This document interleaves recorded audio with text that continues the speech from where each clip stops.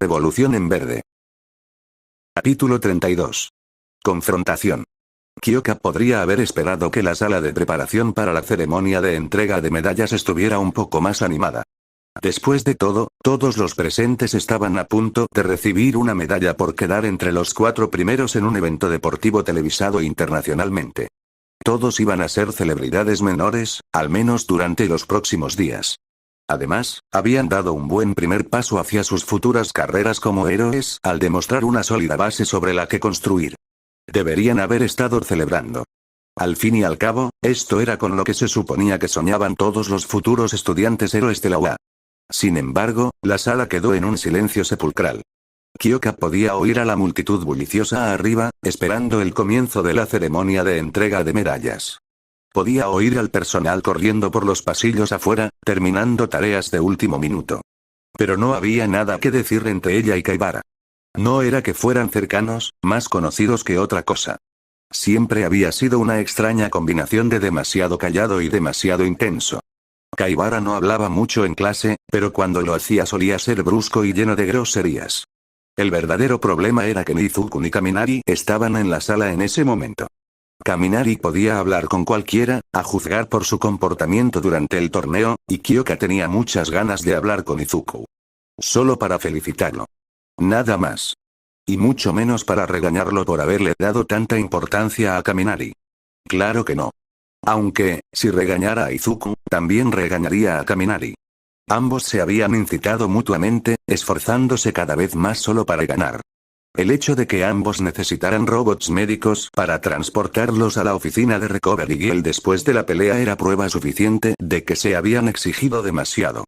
La hora que ya habían retrasado la ceremonia de entrega de medallas para esperar a que Recovery Girl diera el visto bueno a sus 2 mejores finalistas fue solo la guinda del pastel. El silencio entre ella y Kaibara se prolongó cada vez más, y en ese momento parecía más incómodo romperlo que simplemente esperar hasta que comenzara la ceremonia de entrega de medallas. Eso no significaba que esperar en silencio con Kaibara fuera agradable. Al contrario, fue una de las experiencias sociales más incómodas que Kyoka había experimentado desde que entró en la UA. Por suerte, solo pasaron un par de segundos antes de que la puerta se abriera de golpe, rompiendo el silencio. Recovery Girl entró sigilosamente, arrastrando a Izuku y Kaminari por las orejas. Ninguno de los dos parecía muy contento con la situación, pero tampoco hacían nada para alejarse de la enfermera. Ahora, ustedes 2 se quedarán aquí hasta que les toque subir, dijo Recovery Girl con frialdad a los 2 primeros del festival, soltándoles finalmente las orejas. ¿Creen que podrán evitar lastimarse durante los 5 minutos que durará? Sí, Recovery Girl, entonaron Izuku y Kaminari al unísono. Recovery Girl los miró fijamente, buscando algo en sus rostros. Fuera lo que fuese, obviamente no lo encontró. Resopló y se giró hacia Kyoka y Kaibara. Será mejor que se aseguren de que estos 2 idiotas no se lastimen antes de la ceremonia de entrega de medallas. Su mirada se volvió hacia Izuku y Kaminari. Si se lastiman después de eso, es culpa suya y no los ayudaré. Dicho esto, la anciana enfermera dio media vuelta y cerró la puerta de golpe al salir de la habitación. Para ser tan mayor, aún conservaba bastante fuerza en sus vigorosos brazos. Izuku al menos tuvo la gentileza de parecer avergonzado al girarse para mirar a Kyoka. Kaminari, por otro lado, volvió a sonreír en cuanto Recovery Girl salió de la habitación y de inmediato empezó a charlar con Izuku. Vaya, no quería decir nada mientras Recovery Girl estuviera cerca, pero fue una pelea brutal.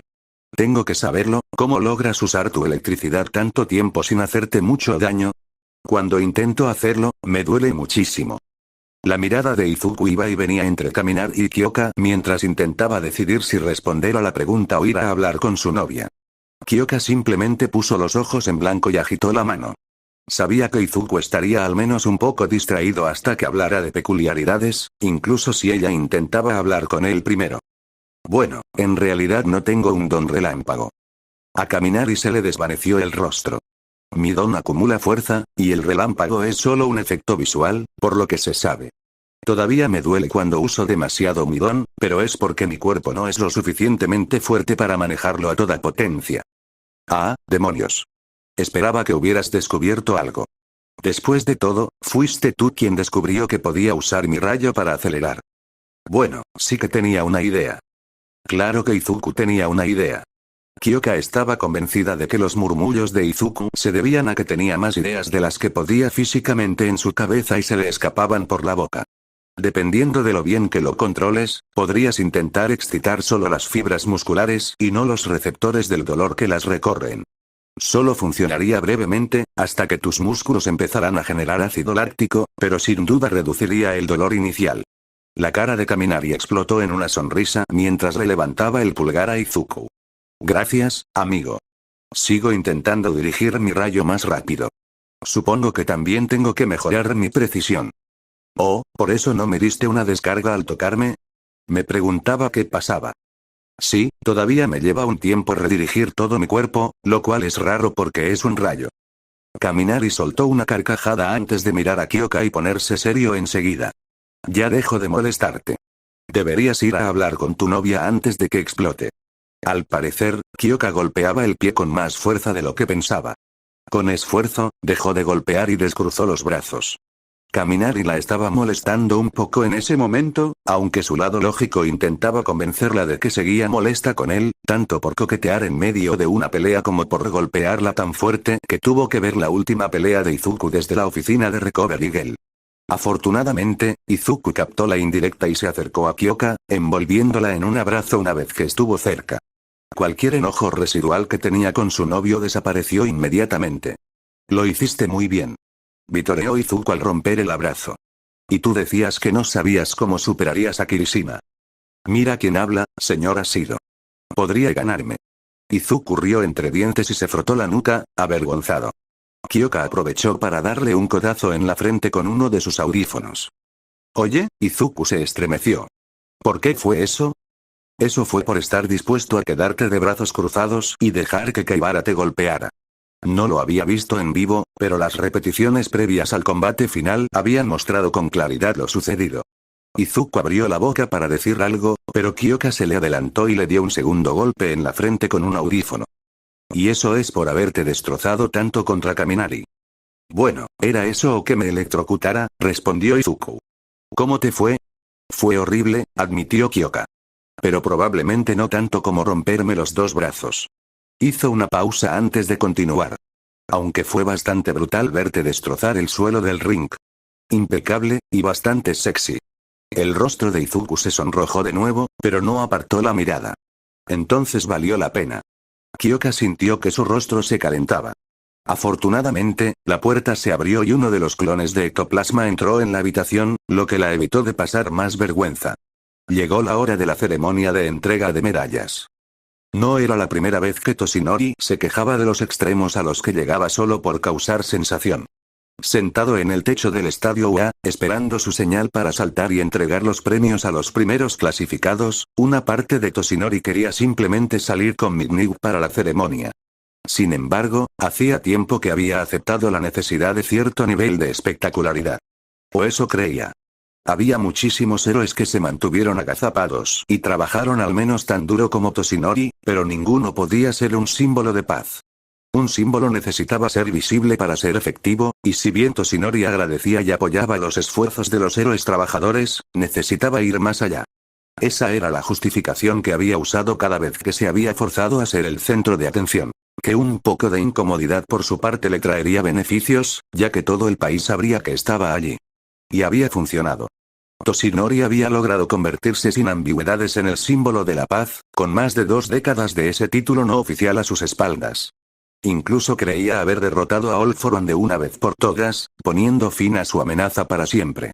Además, había derrotado a los elementos, a la manada de lobos, a más villanos de los que recordaba, e incluso había derribado a 1 o 2 familias yakuzas en sus inicios.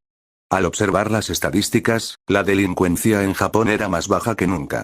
La opinión pública sobre el sistema de héroes era más alta que nunca, y todas las estadísticas de seguridad pública eran las mejores desde antes del desarrollo de las peculiaridades, donde al menos tenían registros comparables.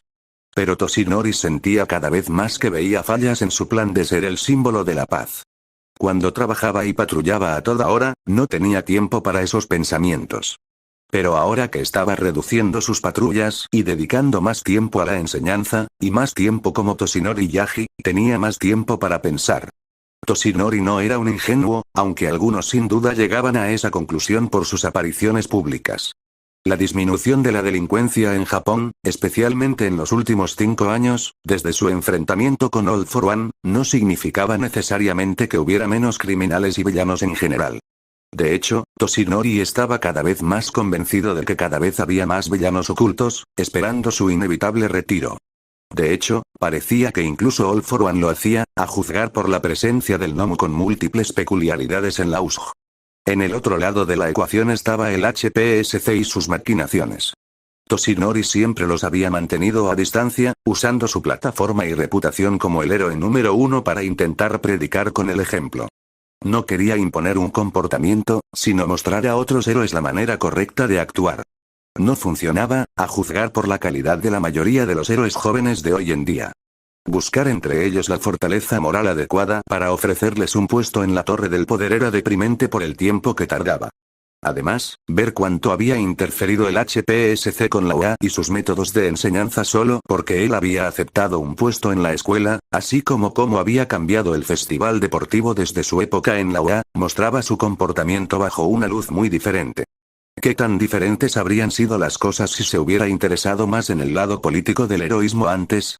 ¿Cuánto del comportamiento del HPSC desconocía aún?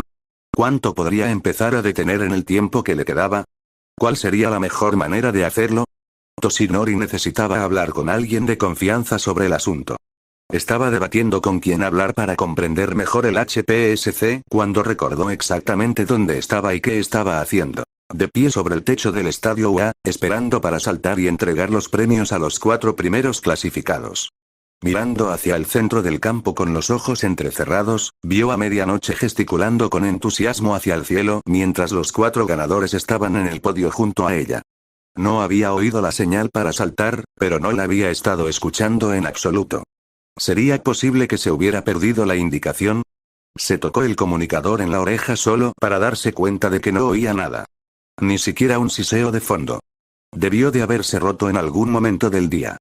Pensándolo bien, el ruido se había cortado después de que Atsume pirateara el sistema de comunicaciones durante su partido de la final. Debió de haber habido algún tipo de retroalimentación que le había roto el comunicador. Mirando hacia el campo, Midnight seguía gesticulando frenéticamente, así que Toshinori ordenó saltar. Más vale temprano que tarde, después de todo. Adoptando su forma All Might, saltó desde arriba y soltó su risa característica mientras se precipitaba hacia el campo. Ajá, ja, ja. Aquí estoy. Con las medallas. Toshinori calculó su frase clave para que coincidiera perfectamente con su aterrizaje. Desafortunadamente, al aterrizar, se dio cuenta de que podía oír exactamente lo que decía Midnight. Y entregar los premios es el héroe de todos. Midnight se quedó en silencio, a pocos segundos de presentar a All Might. Al parecer, se había adelantado un poco. Los 2 héroes intercambiaron una rápida mirada y acordaron, sin mediar palabra, olvidar el paso en falso y entregar las medallas. Los 4 estudiantes en el podio eran estudiantes que él mismo había elegido para explorar y recibir entrenamiento adicional. Si bien era muy posible que solo el entrenamiento adicional los hubiera catapultado a la cima, Toshinori prefería pensar en este resultado como una confirmación de que había logrado encontrar a los estudiantes con mayor potencial. Desafortunadamente, solo 2 de los estudiantes frente a él sabían que All Might los había elegido para el escultismo. Para los demás, él era su maestro de heroísmo, y nada más personal que eso. Eso no significaba que no pudiera hablarles desde esa perspectiva, por supuesto. Tomó una de las medallas de bronce y se acercó a Kaibara. Joven Kaibara, en este festival has demostrado creatividad y un excelente control de tu don, además de una perseverancia excepcional, cualidades que te serán muy útiles en tu futura carrera. Toshinori le puso la medalla al joven Kaibara en el cuello y se alegró al ver una leve sonrisa en su rostro al enderezarse. Era bueno saber que el chico podía sonreír fuera de la batalla. Lo abrazó brevemente antes de continuar. Joven Hiro, Toshinori agarró la otra medalla de bronce mientras se acercaba a la joven. Hoy has demostrado que no eres un caballo de un solo truco. Demostraste más versatilidad y fuerza con tu don que nunca antes te había visto. Si sigues así, solo veo un futuro brillante para ti. Cuando Toshinori colocó la medalla en el cuello del joven Hiro, ella era la viva imagen de una estudiante heroica, tranquila y serena. Sin embargo, los tics y espasmos apenas controlados en sus audífonos delataron la mentira. De nuevo, abrazó al joven Gir, ignorando cortésmente cómo sus audífonos se volvían locos, antes de acercarse a la segunda finalista. Joven Kaminari, aunque podrías haber intentado salirte con la tuya con una peculiaridad poderosa, en cambio ideaste tácticas inteligentes que aprovecharon tus puntos fuertes y demostraste una admirable disposición a improvisar cuando el plan falló. Felicidades por tu merecido segundo puesto. Toshinori esperaba profundamente que el bullicio alrededor del joven Kaminari fuera solo su entusiasmo manifiesto, y no su peculiaridad latente.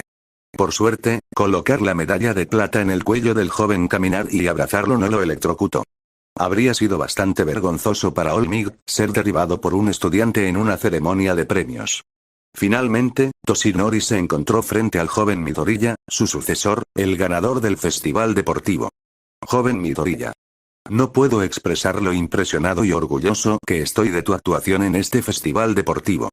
Las lágrimas en los ojos del joven Midoriya amenazaban con desbordarse e inundar el podio, pero se contenía por ahora. Hoy demostraste todas las cualidades que desearía ver en un héroe. Si continúas con tu trayectoria ascendente desde que te conozco, no habrá límites a lo que puedas lograr. Aspira alto, joven Midoriya. Toshinori fue a abrazarlo y no le sorprendió sentir el hombro humedecerse por las lágrimas del joven Midoriya. El hecho de que sus botas no estuvieran empapadas era un mérito de que Midoriya comenzaba a controlar sus volátiles emociones. Dejó que Midoriya se aferrara al abrazo un momento más que a cualquiera de los otros finalistas, dándole tiempo para recomponerse. Finalmente, sin embargo, Toshinori se volvió hacia el público. Celebremos a todos nuestros concursantes de hoy. Todos y cada uno de ellos representaron el lema de la UA todos juntos ahora. Plus Ultra.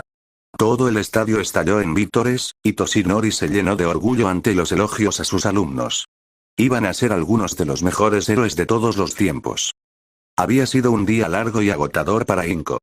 Sin embargo, al final, no podría haber estado más orgullosa de verla pronto en lo más alto del podio al final del festival deportivo.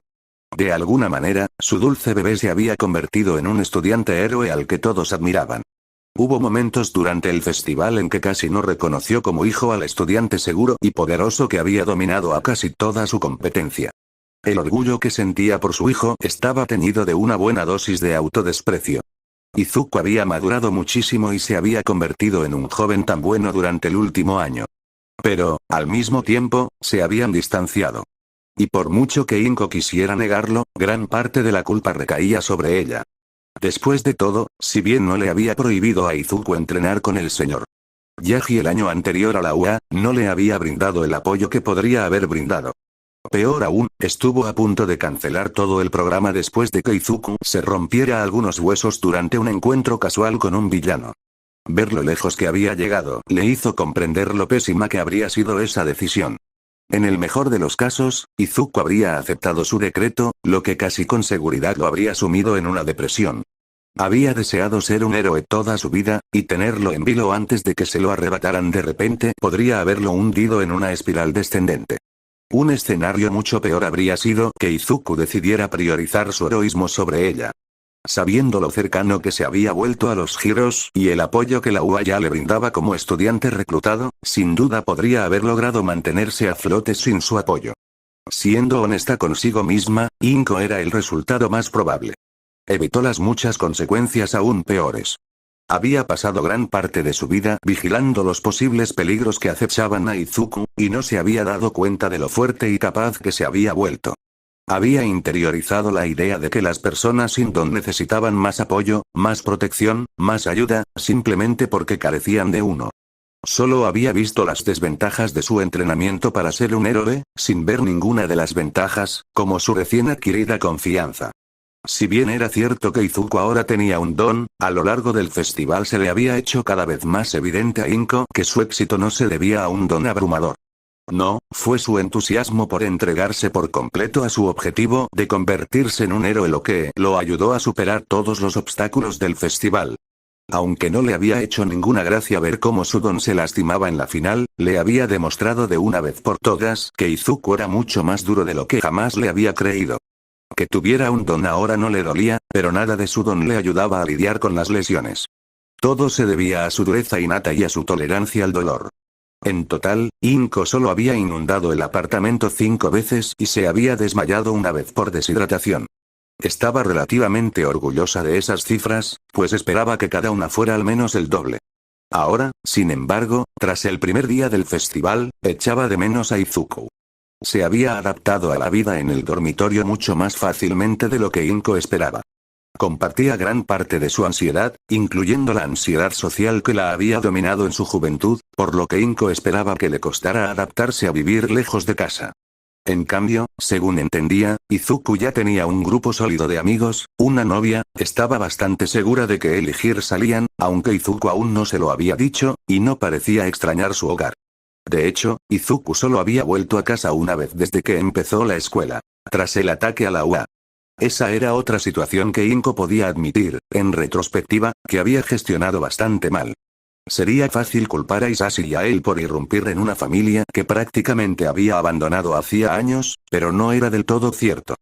Después de todo, no había sido Hisashi quien amenazó con sacar a Izuku de UA. El resto del fin de semana había sido increíblemente tenso. Inko no se había dado cuenta en ese momento, ya que había estado demasiado ocupada organizando una protesta en la UA. Una protesta que no había prosperado debido a la conferencia de prensa improvisada de All Might, lo que le había dejado sin nada que mostrar tras un fin de semana de tensión e incomodidad. Desde entonces, Izuku había hecho lo mínimo para mantenerse en contacto con ella, quedándose en los dormitorios incluso los fines de semana y llamando solo de vez en cuando. Todo era solo por los preparativos para el festival deportivo, había dicho, pero Inko sabía que no era así. Y lo había permitido, prefiriendo culpar a UA por alejar a su hijo que a sí misma por alejarlo. Bueno, eso iba a cambiar esta noche. Mientras los comentarios y análisis del primer día del festival deportivo seguían reproduciéndose en silencio en la televisión, junto con los avances del segundo y tercer día, Inko pensó que Izuku tendría tiempo suficiente para hablar con su madre, que lo llamaba para felicitarlo. Marcó su número y se sorprendió, pero se alegró, cuando contestó tras un solo timbre. Hola, mamá. A Inko se le encogió el corazón al oírlo tartamudear de los nervios al recibir la llamada de su madre. Supongo que viste el festival. Si Inko hubiera escuchado a su hijo antes, la situación no habría llegado al punto de asumir lo peor de su llamada después del festival. Mi bebé lo hizo también. Inko quería decir muchas otras cosas, pero no pudo evitar soltar lo que tenía en la cabeza. Te espera un momento. ¿No te molesta cómo me lastimé en la final? ¿O cómo Todoroki pudo lastimarme? ¿O algo por el estilo? Inko estaba ciertamente molesta por ambas cosas. En general, le molestaba que la ronda final fuera un juego sangriento sin reglas, pero no podía culpar a Izuku por eso. Sería parte de una de sus futuras quejas a la UA, cuando fuera. A veces fue difícil verlo, pero estoy muy orgulloso de lo lejos que has llegado. Me pareció mejor idea centrarme en lo positivo, al menos por ahora. Oh. Gracias, mamá. A Inko se le partió el corazón al oír la sorpresa en la voz de Izuku. ¿De verdad era tan raro que le diera una opinión positiva? Quería ver si podías venir a cenar esta noche. Para celebrar, iba a preparar tu plato favorito, katsudon. Esa había sido la comida favorita de Izuku desde que tenía 8 años. Era un lugar tan bueno como cualquier otro para empezar a enmendar su error. Me encantaría, mamá, pero, un segundo. Parecía que alguien le hablaba por teléfono. Por el tono de voz, probablemente era Hir, pero Inko no entendía nada en concreto. ¿Qué? ¿Estás seguro? Pero estaba, bueno, ya entiendo. Izuku volvió a centrarse en la conversación con su madre. Estaré allí esta noche, mamá.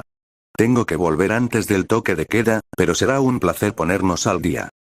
Hubo una breve pausa antes de añadir, en voz baja. ¿Papá va a estar allí? No, esperaba que fuéramos solo nosotros dos. Inko no había respondido a ninguna llamada de Hisashi desde la noche después del Usj, y por suerte él no había llegado al extremo de aparecer en el apartamento sin avisar. No estaba segura de cuándo respondería a sus llamadas, pero no iba a ser pronto. No hemos tenido mucha oportunidad de hablar, ni siquiera por teléfono, últimamente. Bueno, nos vemos pronto. Adiós, mamá. Adiós, cariño. Inko sabía que tenía que preparar muchas cosas para la cena pronto y quería que todo fuera lo más perfecto posible. Obviamente, no iba a poder arreglar por completo su relación con Izuku en una sola cena, por muy perfecta que fuera. Sin embargo, iba a darlo todo si eso significaba que podía empezar a arreglar las cosas. Y si eso significaba que tendría que posponer su conversación planeada con Katasio, que así fuera. Después de todo, con las habilidades que Izuku había demostrado en el festival, Inko no tendría que preocuparse tanto por él. Todavía estaría preocupada, pero no tanto. Mientras se ponía el pijama para dormir, Izuku recordó lo largo y agotador que había sido ese día. El agotamiento físico y emocional tras ganar el festival deportivo era más o menos lo que esperaba. No esperaba que su madre lo llamara para invitarlo a cenar. En cambio, planeaba ir a casa de Kyoka a cenar con sus padres. En ese momento, no estaba muy contento con el cambio de planes, pero Kyoka lo había presionado. Le preocupaba su relación con su madre al menos desde el uso y las consecuencias, pero normalmente no era tan contundente. Esta vez, sin embargo, tuvo que admitir que Kyoka tenía razón. La cena con su madre había sido agradable. Su comida estaba tan buena como siempre, reconfortante como la comida de Lunch Rush jamás podría serlo. Y cuando hablaban, no era el mismo intercambio de preocupación y consuelo que había sido durante los últimos meses. Ni siquiera había tenido el aura de protección que sus conversaciones habían tenido durante años antes. No, esta vez no le había hablado como a un niño frágil ni delirante, sino como a su propia persona. Fue refrescante de una manera que no se había dado cuenta de que necesitaba. Aunque era posible que volviera a hablar de su sueño de ser un héroe, al menos a él le sonaba cierto. Ni siquiera le había hecho sufrir, demasiado, por romperse los brazos contra Kaminari. Había habido algo de dolor, pero se debía más a que ella intentaba averiguar cómo le iba con su don, cuánto podía usar en ese momento y qué estaba haciendo Wa para ayudarlo a controlarlo. Parecía un poco decepcionada de que lo dejaran continuar con solo Olmiga como profesor para su don, pero no lo presionó. El hecho de que Izuku aumentara la cantidad que podía usar con seguridad tan rápido parecía alegrarla, al menos. No había sido perfecto de ninguna manera, e Izuku todavía estaba preocupado de que su madre volviera a ser su yo sobreprotector anterior, pero se sentía como un paso en la dirección correcta. En general, Izuku estaba más que feliz de hundirse en su cama tras volver al campus, tomándose solo el tiempo necesario para ir al baño y ponerse el pijama. Todo su cuerpo le pedía a gritos dormir, y sabía que no estaría en condiciones de asimilar del todo que acababa de ganar el festival deportivo. Hasta mañana como muy pronto. Tan exhausto estaba Izuku que se quedó dormido en cuanto su cabeza tocó la almohada. Así que, por supuesto, esta noche sería la noche en que los antiguos poseedores del One for All elegirían contactarlo de nuevo. Izuku se alegró de que su boca aún no se hubiera manifestado en este reino de los sueños, pues le ahorraba tener que reprimir un gemido al darse cuenta de lo que estaba sucediendo. Esta vez, sin embargo, en lugar del tercer usuario de Nana Shimura, quien estaba frente a él era un hombre de cabello completamente blanco y penetrantes ojos verdes. Izuku se quedó un poco desconcertado, incapaz de determinar la edad exacta del hombre. A primera vista, parecía relativamente joven, pero había algo en sus ojos que denotaba una gran edad. Hola, pequeño noveno. La voz del hombre era débil y aguda, pero cálida en el fondo. Tenía pensado visitarte antes, pero parece que tercero se me adelantó. Como habrás adivinado, soy el primer portador de Uno para Todos, el hermano de todos para uno. Me llamo Yoichi Shigaraki. Izuku se tensó un poco al revelar el apellido. Sí, pensé que ese nombre causaría esa reacción. Por favor, cuando puedas hablar aquí, llámame Yoichi. Y no te preocupes. No creo que Tomura Shigaraki tenga parentesco consanguíneo con mi hermano. Puedo asegurar que no es mi pariente. Incapaz de hablar, Izuku ladeó la cabeza confundido. La enfermedad que asoló mi cuerpo casi toda mi vida me dejó completamente infértil. Mi hermano, en cambio, nunca ha sido de los que comparten nada. Consideraba demasiado grande el riesgo de que un niño recibiera un don, aunque fuera mínimamente similar al suyo. Izuku no tenía nada que decir al respecto, aunque pudiera. Tras un momento, el primer portador volvió a hablar. Sin embargo, no te he traído aquí esta noche por eso. Hablaremos más sobre mi hermano cuando confirmemos que está vivo y activo. Izuku asintió. Tenía sentido, después de todo. Aún cabía la posibilidad de que Toshinori se equivocara sobre el origen del gnomo con múltiples peculiaridades. Como ya les contaron tercero y séptimo, One for All ha superado el punto de singularidad. En la práctica, esto significa que recibirán las 6 peculiaridades adicionales, además de One for All. Ya conocen 4 de ellas. Cuarto y segundo les informarán sobre las suyas a su debido tiempo. Sin embargo, las peculiaridades que obtengas se verán potenciadas por su interacción con One for All. Por ejemplo, Fagin solo no acumularía tanta cantidad, ni por tanto tiempo. Eso tenía sentido. Izuku siempre se había preguntado en el fondo por qué la energía cinética que acumulaba no parecía agotarse. También nos acompañarán en el viaje, como vestigios. Puede que no podamos proporcionarles nada material, pero contarán con nuestra vasta experiencia. Experiencia tanto en la lucha contra todos para uno como, para los otros 6, en sus peculiaridades. Izuku ladeó la cabeza. Después de un momento, Yoichi pareció comprender que estaba haciendo una pregunta y se dedicó a descifrarla. Ah, ¿se trata del octavo? ¿Y si existe aquí? Izuku asintió. Esto, por supuesto, es nuevo para nosotros. El uno para todos acaba de alcanzar la singularidad. Existe el precursor de un vestigio que reemplaza al octavo, pero no se unirá completamente a nosotros hasta que use las últimas brasas del uno para todos en su interior o cuando muera. Averiguaremos cuál de los dos en el futuro. Sea como sea, no tiene forma de contactarnos por sí solo, ni podemos compartir nada con él. Todo lo que sucede aquí es algo para ti y solo para ti. Era bueno saber que, incluso con 7 pares de ojos a su lado, no podrían decírselo a Toshinori. Sin embargo, que todos te apoyemos en tus esfuerzos no significa que estemos de acuerdo en todos los temas. Yoichi hizo una pausa, como si estuviera ordenando sus pensamientos. Quizás hayas escuchado comentarios similares en alguna de tus anteriores visitas. Izuku asintió de nuevo, recordando vagamente el intercambio de críticas entre Nana y el tercer usuario. Yoichi hizo una mueca. Esperaba que la muerte apaciguara un poco sus desacuerdos, pero no ha sido así. Cuando le di este don a segundo, la sociedad se estaba desintegrando. Era cierto que existía muy poca información histórica sobre el amanecer de los dones. Lo que existía hacía parecer una época muy desagradable. Segundo y tercero eran miembros de alto rango de una organización antigubernamental. Hicieron todo lo posible por luchar contra todas las formas de kirkismo que existían en aquella época, tanto a favor como en contra de él. Pasé One for All a second porque su idealismo me inspiraba. Yoichi hizo una pausa, antes de añadir rápidamente. Además, me rescataron de mi hermano, lo que pudo haber influido bastante en mi decisión. Sin embargo, reanudó su tono habitual, su organización era bastante inflexible en su filosofía. Lucharon contra el gobierno de entonces por ser peculiar con los peculiares, contra el ejército de Meta Liberación por ser peculiar con los que no lo eran, contra mi hermano por su general, a falta de una palabra mejor, por su estupidez, y. Bueno, ya me entiendes, eso no le sonó tan mal a Izuku. De hecho, en general, le sonó bastante bien.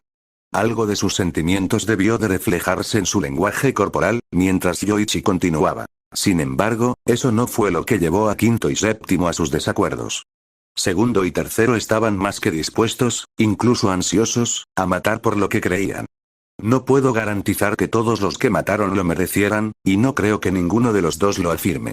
Ah. Eso explicaría por qué había tanta división.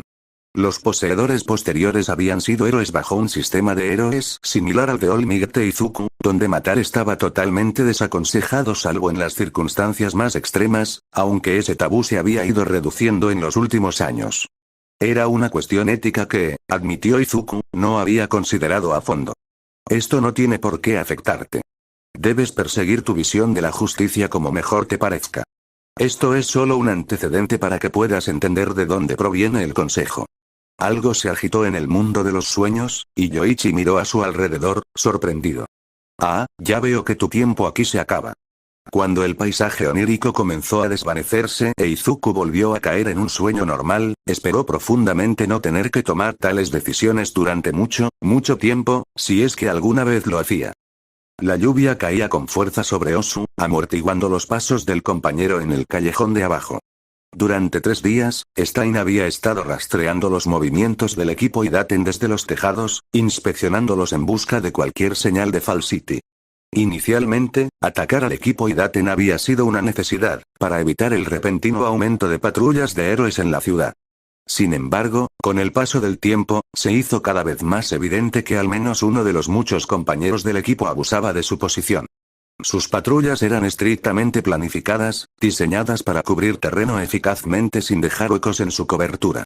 Esto se hizo aún más evidente cuando un compañero en particular, el agente rojo, decidió merodear por un callejón específico día tras día, perjudicando su ruta de patrullaje.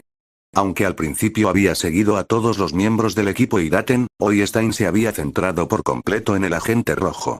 4 horas de patrullaje sin importancia después, el agente rojo volvió a encontrar el camino a este callejón en particular, dejando un enorme vacío en la ruta de patrulla del equipo. Eso ya era un punto en su contra, pero la verdadera pregunta era ¿por qué? Desde lo alto de uno de los edificios colindantes con el callejón, Stein observaba. Por tercer día consecutivo, el compañero solo se permitió 5 minutos de vagabundeo antes de continuar con el resto de su patrulla. A pesar de los esfuerzos de Stein, parecía que el agente rojo no hacía nada en absoluto en el callejón, simplemente paseaba de un lado a otro. No esperaba a nadie, ni buscaba nada, ni hacía nada remotamente ilegal. Ni tráfico de drogas, ni intermediación de información, nada por el estilo. Desafortunadamente, eso no significaba que no fuera inmoral e impropio de un héroe. Los héroes debían estar siempre en guardia, siempre preparados para corregir los males de la sociedad. Las patrullas debían ser un signo de fortaleza, una indicación de que, sin importar dónde o cuando ocurriera una tragedia, alguien estaría ahí para ayudarlos. Un verdadero héroe nunca debería descansar durante la patrulla. Nunca debería mostrar debilidad ante el público. Y nunca debería arriesgar un esfuerzo mayor para detener a un criminal peligroso para dedicarse tiempo a sí mismo. El hecho de que Stein fuera, él mismo, un criminal peligroso nunca entró en la ecuación. Mientras el agente rojo se disponía a salir del callejón, Stein tomó una decisión. Este compañero era un falso héroe. No había más remedio que eliminarlo. Stein sacó un cuchillo pequeño de su costado. No necesitaría nada más para lidiar con este impostor. Entonces, bajó del edificio donde estaba encaramado, cayendo con la lluvia sobre el compañero que estaba debajo de él. Cayó sobre el agente rojo con la punta del cuchillo, clavándosela profundamente en el hombro derecho.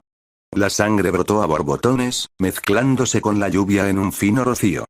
Stein abrió la boca y palpó con su larga lengua, buscando el familiar sabor metálico de la sangre. Cayó suficiente en su lengua para tragar y paralizar al impostor que tenía debajo, poniendo fin a los débiles intentos del hombre por escapar. Mientras intentaba sacar el cuchillo de la herida y terminar el trabajo, Stein se dio cuenta de que el omnipresente sonido de la lluvia había cambiado ligeramente. Al mirar a su alrededor, se hizo evidente que el agente rojo lo había atrapado con un don antes de que la parálisis de Stein hiciera efecto. Más allá de una pequeña esfera centrada en el agente rojo, todo estaba borroso, como si estuviera viendo un video acelerado. Esto era una trampa. Los instintos de Stein se despertaron y se apartó del agente rojo lo más rápido posible, preparándose para el impacto con el borde de la esfera. La transición fue dolorosamente desagradable, y lo dejó a gatas, con zumbido en los oídos y vomitando en el suelo del callejón. De nuevo por instinto, Stein rodó hacia la izquierda justo a tiempo para que una figura acorazada se estrellara contra el suelo donde acababa de estar. Ingenium se levantó de su posición agachada frente a Stein, interponiéndose entre él y el agente rojo, aún paralizado. 2 compañeros más, Enigma y Big Shot, estaban a ambos lados del agente rojo, justo fuera del área de efecto de su don. ¿Cuándo habrían llegado? Se suponía que Ingenium estaría al otro lado de la ciudad en ese momento. Stein entrecerró los ojos al ver el don que usaba el agente rojo. La lluvia que golpeaba la esfera que rodeaba al compañero se comportaba de forma extraña. Cualquier gota que se acercara a la superficie en un ángulo agudo rebotaba en una dirección aparentemente aleatoria, pero las que se acercaban de frente simplemente disminuían la velocidad, adaptándose suavemente para casi detener su caída. Así fue. La peculiaridad del agente rojo podía ralentizar el tiempo en un pequeño espacio de tiempo. Inútil en muchas situaciones, pero muy útil para mantener a alguien como Stein en su lugar. Un uso ingenioso. De todas formas, el agente rojo aceptó un plan que dejaría a su sector de la patrulla desprotegido por si acaso atrapaba a Stein. No era un héroe auténtico y debía ser purgado. Retírate, asesino de héroes, dijo Ingenium con autoridad. Tu reinado de terror terminará esta noche. No. Stein se enderezó y desenvainó su katana. Detrás de Ingenium, el agente rojo liberó su don y los 2 compañeros a su lado corrieron a su lado. Enigma comenzó a aplicar primeros auxilios a la puñalada, dejando el cuchillo en su lugar por el momento, mientras Big Shot intentaba ayudar al héroe herido a ponerse de pie. Haré justicia esta noche. Ese falso debe morir. Stein apuntó con su espada directamente al héroe herido y observó con cierta satisfacción cómo Enigma y Big Shot se congelaban momentáneamente. Sin embargo, Ingenium no pareció asustarse por el espectáculo, simplemente se acercó un paso más. 6 compañeros más llegarán en 2 minutos. Los rodearán y arrestarán. Ríndanse, Stein. Entonces tendré que darme prisa. Stein saltó a su derecha, buscando apoyo en la pared para rodear al héroe turbo y llegar hasta el falso héroe paralizado. Por desgracia, Ingenium era tan rápido como decían los rumores, moviéndose con facilidad para interceptarlo. Stein esquivó por los pelos un puñetazo propulsado por cohete, alejándose de Ingenium. Lanzó un cuchillo desequilibrado, solo para ver cómo rebotaba inútilmente en el traje de Ingenium. Al parecer esa armadura era para algo más que un mero adorno. Saquen al agente rojo de aquí. Rugió Ingenium a sus compañeros. Aguantaré hasta que lleguen los refuerzos. Big Shot fue el primero en salir de su estupor momentáneo, cargando al compañero herido sobre sus anchos hombros y llevándose a Enigma rápidamente. Mientras los 3 compañeros desaparecían del callejón, Enigma respondió. Rojo está paralizado, hipotético don de ingestión de sangre. Y entonces se fueron. Stein rugió de frustración. No solo había escapado su presa, sino que ahora Ingenium tenía una ventaja sobre su don. Aunque todo apuntaba a que Ingenium era un auténtico héroe, ahora tendría que morir. Stein tenía demasiado trabajo por delante como para que su don se hiciera público. ¿Un don paralizante basado en la sangre, eh? Reflexionó Ingenium en voz alta mientras paraba la katana de Stein con sus brazos fuertemente blindados. A pesar de la velocidad del héroe, no se esforzaba demasiado por contraatacar, solo por mantener a Stein en su sitio. Claro que contaba con la ventaja de que venían refuerzos. Creo recordar a un justiciero con un don así, hace unos 5 años. Stein no dijo nada, pero redobló sus esfuerzos para arrancarle la sangre al héroe. Dio un pisotón para liberar el cuchillo con resorte en la suela, pero Ingenium logró pisar la hoja, rompiéndola por la base antes de que pudiera usarla. Ingenium finalmente atacó, asestando un puñetazo potenciado por su don en las costillas de Stein, dejándolo tambaleándose. Tenía mis sospechas, pero diría que eso lo sentencia, Stein. O debería decir, Stendhal. Stein se quedó sin aliento. ¿Oh, Chizome Akaguro? No, Stein siseó la palabra, e Ingenium se detuvo, confundido. Ese no es mi nombre. La ira lo invadió al pensar que alguien pensara que seguía siendo Chizome Akaguro. Yo, y solo yo, me mancharé las manos por el bien de la sociedad. No Stendhal. Y mucho menos Chizome Akaguro. Stein extendió la mano para sacar un cuchillo de caza dentado con la mano libre, listo para reanudar el combate con Ingenium, pero se detuvo cuando Ingenium se quitó el casco. El hombre de cabello azul que lo enfrentaba denotaba amabilidad y determinación, y Stein volvió a desesperarse por tener que matar a un héroe verdadero. Pero era aún más inevitable en ese momento. Después de todo, Ingenium no solo conocía su don, sino también sus identidades anteriores. Eso significaba que las guaridas, refugios y contactos de Stein, todo podía estar en peligro. Pero sé que Chizome Akaguro no quiere que tengas que mancharte las manos, dijo Ingenium en voz baja. Luchas por la justicia, y sabes que la estás haciendo mal. Oh, ¿esto era lo que estaba pasando? Tendrás que ser castigado, pero si te entregas, recibirás clemencia. Y, quizás, una vez que hayas saldado tu deuda con la sociedad, puedas trabajar para cambiarla legalmente. ¿De verdad creía Ingenium que esto funcionaría? ¿Que Stein no había hecho ya todo lo posible para lograrlo? De los héroes que has asesinado, mi agencia ya tiene pruebas que vinculan a 7 de ellos con crímenes graves. Pruebas que han sido ignoradas para poner fin a tu matanza. Si te entregas, te doy mi palabra de que cualquier otra prueba que tengas sobre otros héroes será tratada como corresponde y tendrán su día en la corte. Ingenium realmente estaba tratando de convencerlo de que se rindiera, tratando de negociar con un villano, un asesino despiadado. ¡Qué vergüenza! A Stein también le gustaba bastante Ingenium. ¡Qué tragedia que resultara ser solo otro impostor! Ningún héroe auténtico dejaría ir a un criminal tan peligroso a cambio de información. Ingenium le tendió la mano a Stein, con una sonrisa esperanzada dibujada en las comisuras de sus labios. Saber que no estaba luchando contra un héroe auténtico, sino contra otro falso, le dio a Stein un repentino impulso de fuerza y velocidad. Ingenium logró bloquear la katana con un brazo e inclinar su cuerpo de tal manera que el cuchillo de caza se desvió contra su torso blindado. Stein, sin embargo, estaba más que dispuesto a soltar la katana y lanzar un cuchillo arrojadizo a la cabeza de Ingenium. Esta vez, su puntería fue certera y el cuchillo trazó una línea en la mejilla de Ingenium. Ambos combatientes miraron fijamente el lugar donde cayó el cuchillo, cuya hoja estaba cubierta de sangre, pero la lluvia la limpió. Ingenium se lanzó hacia el cuchillo, intentando evitar que Stein usara su don sobre la sangre de la hoja. Sin embargo, Stein se anticipó y saltó hacia Ingenium. De cualquier manera, la lluvia lavaría la sangre del cuchillo en cuestión de segundos. Usando el cuchillo de caza de nuevo como señuelo, Stein logró aferrarse a la espalda de Ingenium y su larga lengua se extendió para lamerle la mejilla.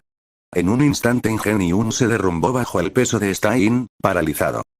No tienes que hacer esto, logró hablar Ingenium a pesar de la incómoda posición en la que había caído. Aún puedes regresar. Stein ni siquiera se molestó en responder, ni siquiera con la risa áspera que quería ladrar. Simplemente recuperó su katana del suelo antes de regresar junto al Ingenium, aún paralizado. Aún queda trabajo por hacer. No descansaré hasta completar mi tarea. Stein espetó las palabras antes de bajar la katana, apuñalando a Ingenium a través de un hueco en su torso blindado. Giró la espada con fuerza antes de liberarla, limpiando la sangre y devolviéndola a su vaina. Moviéndose rápidamente para esquivar a los compañeros que se acercaban, Stein regresó a los tejados y huyó a toda velocidad. Otro falso estaba muerto, o casi. Después de todo, había sido una noche productiva. Nezu se preguntaba a menudo qué pasaba por la mente de los altos mandos del HPSC. Sabía perfectamente que sentían una fuerte antipatía por la UA en general y por él en particular, que llegaba hasta los más desquiciados, pero ese sentimiento era mutuo. Sin embargo, los meses previos de intensa competencia por el control de las políticas educativas de la UA habían sido notablemente intensos. Quizás esto se deba en parte a la decisión de Olmig de unirse al profesorado de la UA, o quizás simplemente fue la culminación de años de idas y venidas entre el HPSC y la UA. En cualquier caso, Nezu se sentía frustrado por el constante tira y afloja sobre quién decidiría la educación de sus estudiantes. Ni siquiera era como si el HPSC fuera particularmente sutil en sus planes o objetivos. Nezu sabía que no siempre comprendía del todo a los humanos y sus emociones, pero solía predecir comportamientos razonables. El HPSC siempre se mantenía dentro de lo razonable, e incluso sus intentos de ser turbios solían ser ridículamente obvios. Por ejemplo, Nezu estaba realizando lo que se suponía sería una revisión rápida de las ofertas de prácticas que se les habían hecho a sus estudiantes después del festival deportivo. Sin embargo, pronto se hizo evidente que había algunas irregularidades en la distribución de las ofertas a los estudiantes de primer año. Por ejemplo, si bien la mayoría de los 16 primeros clasificados generalmente recibían alguna oferta, era inusual que todos los miembros de la ronda final recibieran al menos una. De igual manera, era raro, pero no insólito, que algunos estudiantes cada año recibieran ofertas de algún héroe entre los 20 mejores que les hubiera llamado la atención. Por lo tanto, descubrir que todos los estudiantes que habían llegado a la ronda final del Festival Deportivo de primer año tenían al menos una oferta de uno de los 15 mejores héroes fue, cuanto menos, inusual. Incluso Mei Atsume, la estudiante del curso de apoyo que había aprovechado su tiempo en la final para promocionarse ante las mejores empresas de apoyo del país, había recibido una oferta de prácticas de Wash, precisamente de entre todos los héroes. Que Izuku Midoriya recibiera invitaciones de 8 de los 15 mejores héroes era algo inusual, pero no tan descabellado como para ser irrazonable por sí solo. Endeavor sin duda estaría interesado en el estudiante que derrotó a su hijo, y sin duda había argumentos para que Besgeanist, Krust, Shishido y Yoro y Musa estuvieran interesados en él. Nezu incluso podía encontrar razones por las que Aux, Ganorka y Wash querrían tenerlo como becario. No tantas, ni tan sólidas, pero razones al fin y al cabo. Si Nezu creía que alguno de ellos sospechaba siquiera que Midoriya poseía el don de Olmig, daría la alarma de inmediato. Por suerte, no había rastro de ello en ninguna de sus solicitudes de prácticas. De todas formas, no importaba, porque Nezu estaba casi seguro de que Midoriya acabaría haciendo prácticas en Gran Torino. Midoriya, a pesar de sus emociones, solía ser lógico en su objetivo de heroísmo, y Gran Torino era, con diferencia, la opción más lógica para él. ¿Quién mejor para aprender a usar el uno para todos que un maestro que ya había enseñado a dos usuarios anteriores? La mayoría de los héroes que repentinamente enviaban solicitudes de pasantías no habían invitado a ningún estudiante de primer año en los últimos años. Era comprensible que Endeavor, por ejemplo, invitara a su propio hijo a hacer prácticas con él, y que Midoriya fuera quien lo derrotó. Pero ¿por qué invitaría también a Kaminari, si había descartado a docenas de estudiantes igual de impresionantes a lo largo de los años? ¿Por qué Krust invitaría a 11 estudiantes en total, todos de los 16 mejores del festival? ¿Por qué Aux decidiría aceptar a sus primeros becarios invitando a 4 estudiantes, incluyendo 2 que ni siquiera quedaron entre los 16 mejores? ¿Por qué Shishido invitaría a Shinzo? Nezu estaba seguro de que esa invitación en particular había sido un error tipográfico de algún tipo, pero había logrado confirmarlo con la agencia de Shishido. A Nezu no se le escapó que los 8 héroes que se comportaron de forma más extraña tenían vínculos estrechos con la HPSC. Endeavor, Aux, Bergianist, Krust, Wash, Ganorka, Shishido y Yoro y Musa tenían sus propios motivos, pero se podía confiar en que cada uno bailaría al son de la HPSC cuando fuera necesario. Aparte de esos 8, solo había habido una oferta de otro héroe entre los 10 mejores. Edgesot, quien ofreció una pasantía en Agakure. Eso tenía sentido, al menos temáticamente, y Nezu estaría encantado de estrechar lazos entre Wa y los Lurkers. Coincidía con All Might en que eran uno de los grupos de jóvenes héroes más destacados y quería apoyarlos al máximo. Ahora que había identificado la irregularidad, quedó mucho más claro cuál era el objetivo del HPSC. Pretendían utilizar héroes que estuvieran fundamentalmente de acuerdo con ellos para propagar sus filosofías, utilizando el prestigio de hacer prácticas con héroes de alto rango como incentivo. Nezu rió. No era una de sus risas disimuladas ni la risa educada que usaba cuando estaba rodeado de humanos. No, rió profundamente, dejando salir su lado bestial por un momento, riendo a carcajadas. Ya limpiaría el té que derramara más tarde. Si el HPSC creía que una semana con sus héroes cuidadosamente seleccionados sería suficiente para cambiar el rumbo de sus estudiantes, se equivocaron. Solo uno de los estudiantes en cuestión lo dejó dudar un instante. Bueno, no estaría de más asegurarse de que Eraserhead y Bloodkin insistieran en elegir un héroe compatible con sus clases. Eso sin duda evitaría los peores enfrentamientos solo por la clasificación. ¿En serio, qué podría enseñarle Shishido a Shinzo? Aparte de eso, si sus estudiantes quisieran hacer prácticas con los héroes del HPSC, Nezu no los detendría. Confiaría en ellos.